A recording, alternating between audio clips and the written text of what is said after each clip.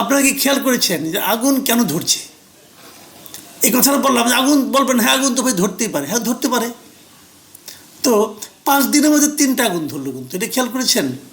14 তারিখে আপনাদের মনে আসছে নিশ্চয়ই, প্রথম মিরপুরের শিববাড়ি এলাকায় একটা পোশাক কারখানায় আগুন ধরলো এবং তার পাশে একটা রাসায়নিক গুদাম ছিল, সেখানে আগুন ধরলো।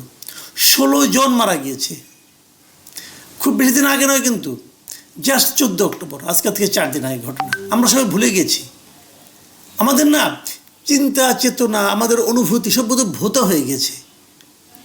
আমরা কী নিয়ে যেন ব্যস্ত আছি, খুব ব্যস্ত। আমরা চায়ের টেবিলে রাজনীতি নিয়ে আলোচনা করি। 14টা প্রাণ, তরতাজা প্রাণ। এদের 14টা মানুষের জন্য কিন্তু 14টা ইতিহাস আছে, 14টা স্টোরি আছে।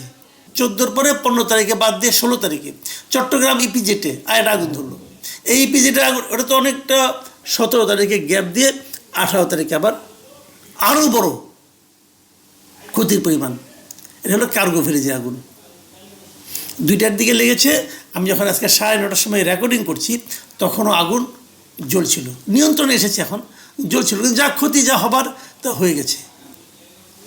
তো এখন এটাকে আপনি কী বলবেন?